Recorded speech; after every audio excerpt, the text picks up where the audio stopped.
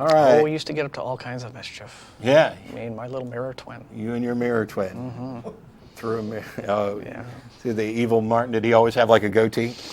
Well, no. I told him to get rid of that. It was too much of a giveaway. You know, you're a baby, dude. Get rid of the goatee. People will know. I can't get line 4 to actually come up. Who knows? I can't get any. There we Hello? go. What? Wait. There we go. Line must 4, not have Jose in Spain. How are you? Hello, how you doing, Matt? Pretty good. First, I would like to congratulate you for your program. It's incredible, and I hope we wish we had more programs like yours. Oh, thanks so much. Thank and you. I'm glad to hear that there are people in Spain watching the show. Oh, I think all over the world, I believe. I have 2 questions, Matt. What's your position about scientific research on anti-aging? I'm in In favor. order to expand our human... Yeah, I'm in favor of more research. I don't know how productive or whether we're going to come up with solutions. And Martin touched on this a minute ago when he was talking about transhumanism. Right, yeah.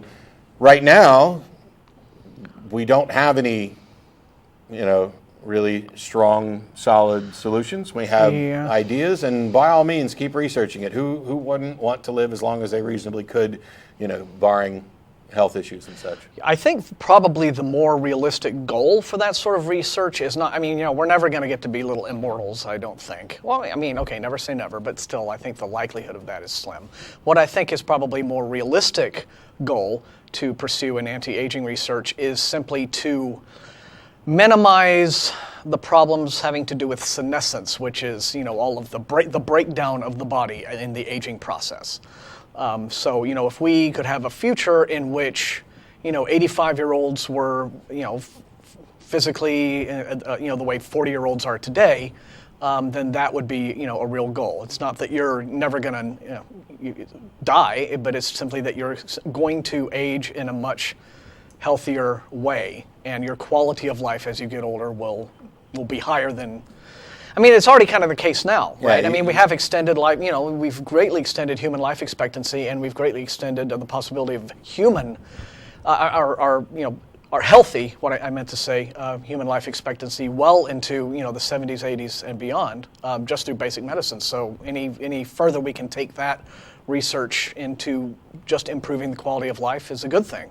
I will say, though, that the actual anti-aging research, I'm more interested in continuing the medical research that has already extended human life, because what I find is in some cases, some people who are putting forth these ideas about anti-aging seem to think that they can find something almost magical to dramatically slow or stop the aging process.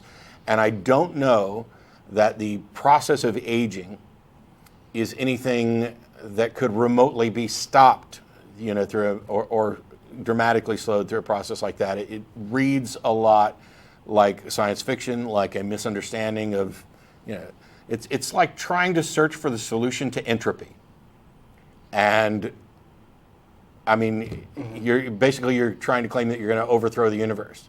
Now, I'm hopeful that the research in this area will produce something beneficial somewhere, even if it's not necessarily directly tied to aging. Aging almost seems like this, MacGuffin that's leading them towards new advances in medicine that can extend our lives. Well, there is a project now from Google.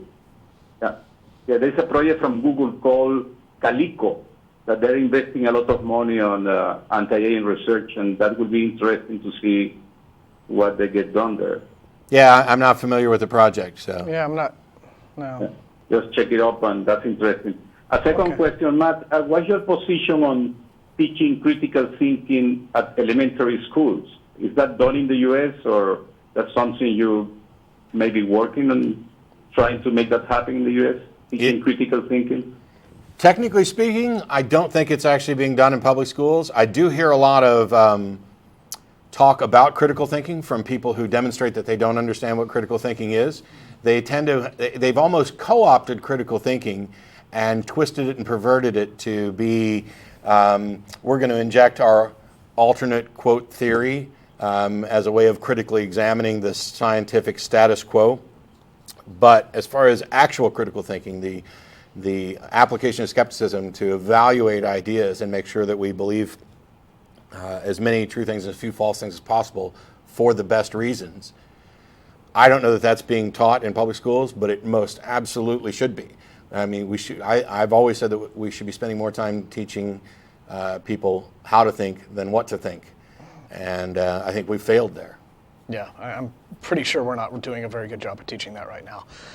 I'm reading up on Calico. It's and it sounds like this Calico sounds very much like the sort of age research that I was talking about earlier. It's designed to just improve the quality of life among aging people and to reduce diseases and all the negative effects of aging. So right here, Larry Page of Google says illness and aging affect all our families.